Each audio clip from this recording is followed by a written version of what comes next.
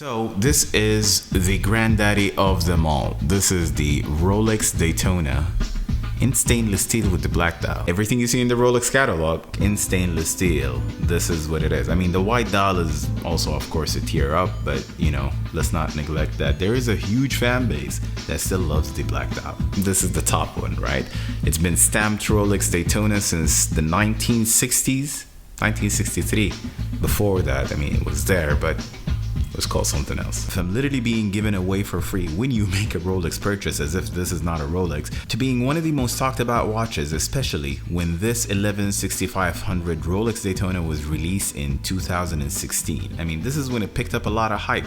I mean, it was hype before that, but this is when it just got like 2 tiers. That hype just basically went 2 levels up. Whether it be the white dial or the black dial, these are the variations we've been told since release that they have already a very long waiting list. 7 million visits later to the AD, literally begging for one, whether it be the white dial or the black dial, a ton of comments later, and a ridiculous purchase history. And I still couldn't get it at retail. I ended up buying it pre-owned. I did a video on that, by the way. If you guys have not seen it, I'll link it in the description down below. But then 4 years later into the wait list, something happened. My AD casually sent me a message saying, "Hey, how are you?" It was a fine day. I was in Holland. I was not even in the country. And I get this message to say that my 116500 Chronograph Rolex Daytona with the black dial had arrived. I mean, I was out of this world. I've literally done victory laps. I was so happy with it. I was out of this moon. I wanted to cut my trip short just to come and collect this watch. So I ended up doing the payment online for it. And I said, you know what? I'd pick it up once I'm back.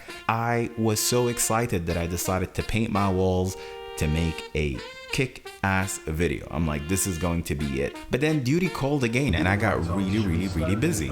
I mean, halfway around the world type of busy. Wow, look at this thing. That's alright. And yeah, that excitement started to fade away about doing the video. That right? Like, it was fine, man. It wasn't that bad. Yeah, we had a long journey. So anyways, to get back to my point, that excitement, that momentum for doing this kick-ass video started to fade away. I almost didn't want to do this video.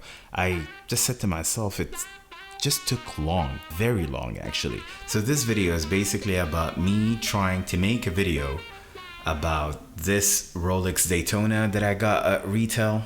I would normally say, let's get into it, but we're kind of already in it.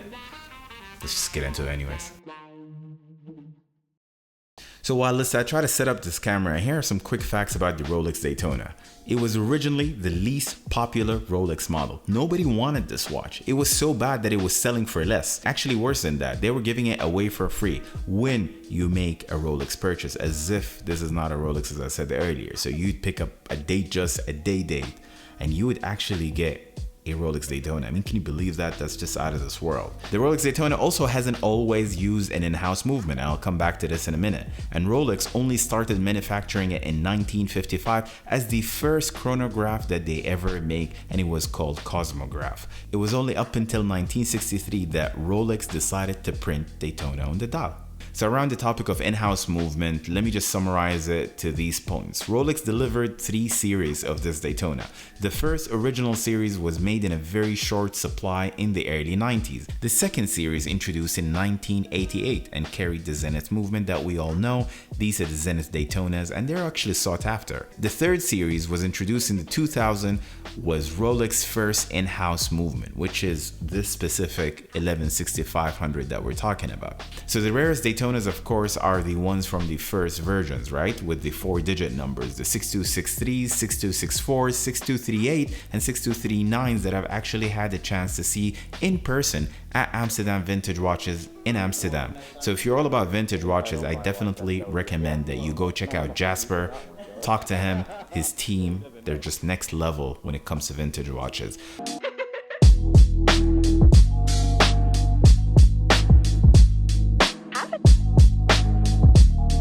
Of course, Jasper, you don't need any introduction, man. But there are a lot of videos that talk about how to get Rolex from an AD. What do you mean Rolex? Like a Daytona? Yeah, including the Daytona. Okay, so let me tell you something. These videos, with all the respect, are bullshit. They just don't work. You're either really, really, really, really well connected, or you've done the weight and the profiles just like what I did. And even then it wasn't calculated. I didn't anticipate the date that I'm gonna get a Daytona. I gave up on it. I went to the aftermarket and bought a pre-owned Panda dial because I just said to myself, it's one of those watches that are so simple.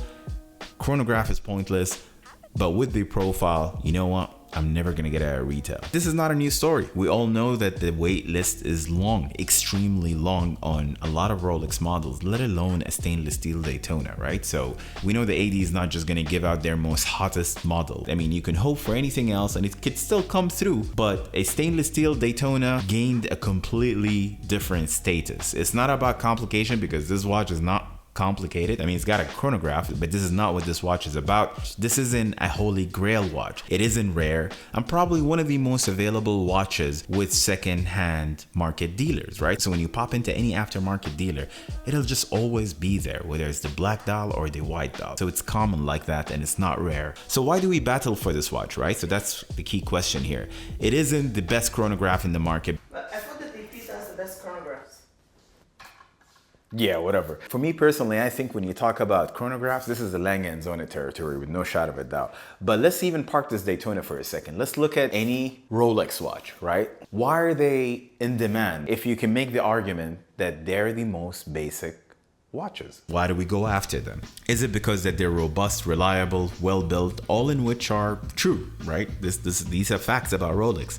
But I also think on top of that, it's because of the brand's name, right?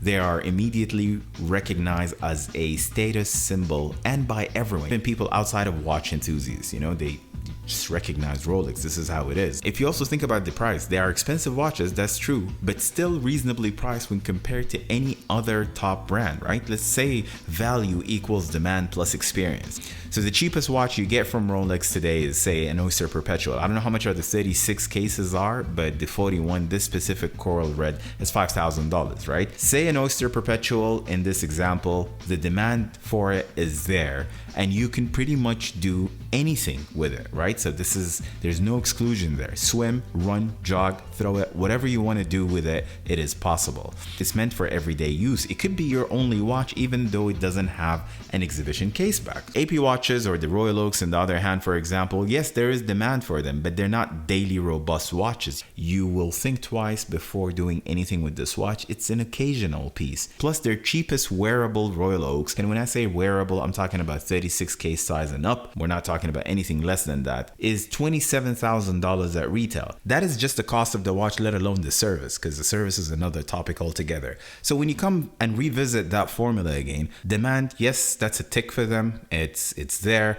The experience, however, not so good, because you can't wear this watch on daily basis. It cannot be your only watch unless you're extremely cautious, but even then you'll come to that realization eventually. And that goes across the rest of the brands, Vacheron, Patek, and even Lange for that sake, which gives the light to Rolex. You get the value, but you also can experience it on a daily basis without even being worried. And that's why I think Rolex will always be the go-to #1 watch brand, because yes, it's not the most complicated watches. Yes, they're very basic watches, but on the other hand, they're robust, they're reliable.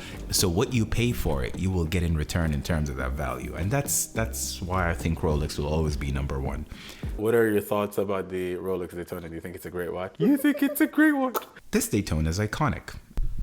So I am finally ready.